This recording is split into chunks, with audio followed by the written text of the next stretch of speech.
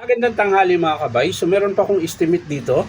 39863 ang model pala nito mga kabay, DWA8200S. So ito mga kabay, hindi siya gumagana. Ayan, sasaksak natin.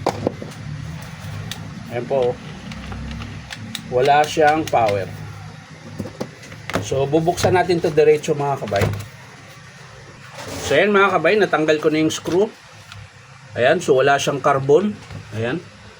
Walang lamang carbon mga kabay. So check na lang natin diretso sa armature kung anong problema. Yun. So wala siyang carbon. So kailangan nating lagyan ng carbon mga kabay dahil wala naman akong nakitang sira. Ayun, sira yung bearing.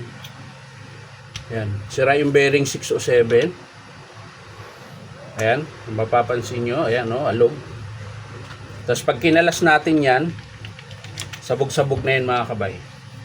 So ang gagawin natin mga kabay, tatanggalin natin yung bearing na sira, ito.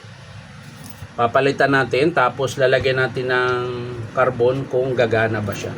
Baka maari ito lang yung dahilan. Ayan, sira po yung bearing.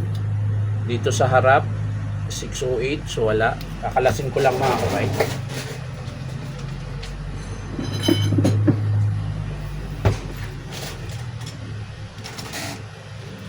Tingnan natin. Sana makalas.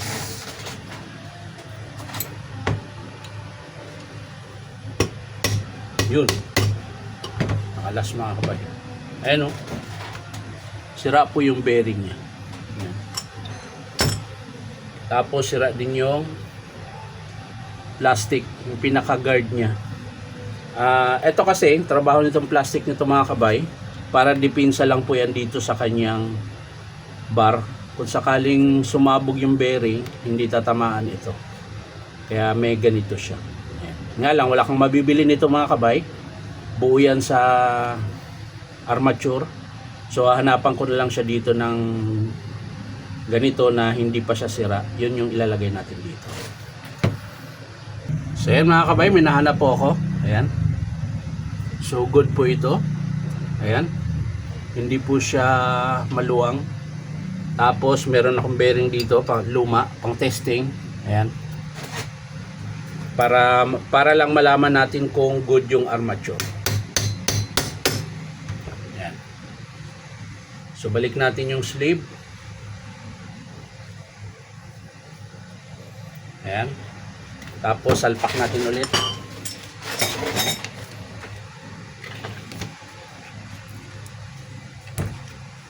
So sa mga gusto magpa-repair mga kabay, punta lang kayo dito sa Powerman Hardware, 530 de Alonso, Santa Cruz, Manila.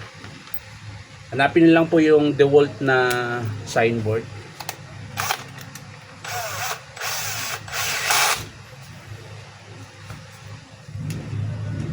Nga lang, pag pumunta kayo dito mga kabay, minsan pag may maraming repair, hindi po maaantay.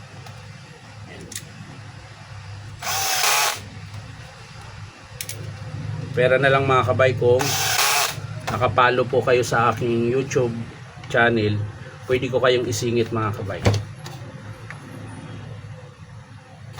So yan mga kabay, naikabit na natin. So lagyan natin ng carbon. Dahil wala po itong carbon, maaring tinanggal nila yung, nung nagbago yung tunog, maaring tinanggal nila yung carbon.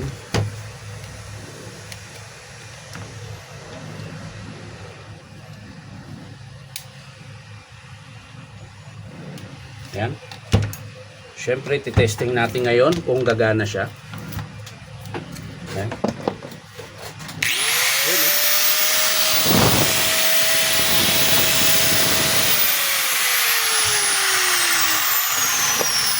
So, ang pinakasira lang niya mga kabay, ito lang po. Yung bearing niya, tsaka yung carbon brush. So, kukuha ako ng bearing doon, tsaka carbon brush, para diretso na siya gawa. Para paggawa ng customer, ayos na. So yan mga kabay, ito po yung bearing nya. Yan, yun po yung carbon brush and DeWalt. So yung bearing nya na 607 mga kabay, ito po yun.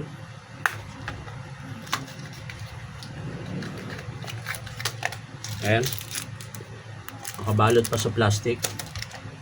So tatanggalin natin ulit mga kabay yung kinabit ko na luma.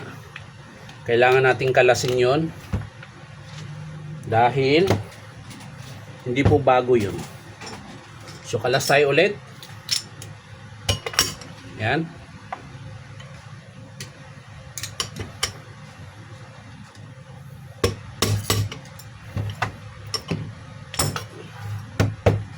Tapos kabit natin itong bagong bearing. Ito po yung bearing niya mga kabay, 607. So hindi na siya kagaya ng original mga kabay na rubber seal. Ito naman may seal siya pero bakal. So yan, lagay natin dyan. Pukin lang natin dito. Ayan. Ayos na yan.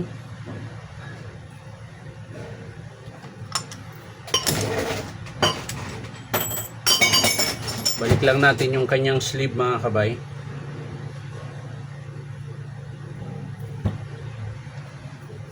Ayan, tapos salpak natin ulit. Ayan. So ulitin ko mga kabay, sa mga gusto magpa-repair, punta lang kayo dito sa Powerman Hardware, 530 T. Alonso, Santa Cruz, Manila. So ayan, lalagyan ko lang ng screw. So ayan, nalagyan ko na ng screw yung kanyang gear housing. So sunod yan, kabit natin yung kanyang carbon brass.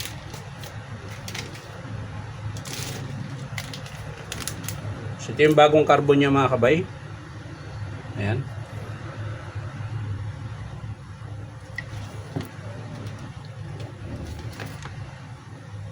Kabit natin.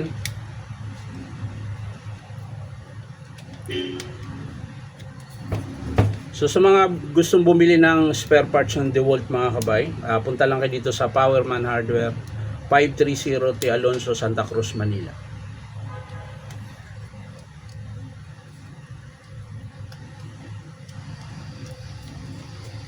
So ayan, testing natin ulit bago natin isara.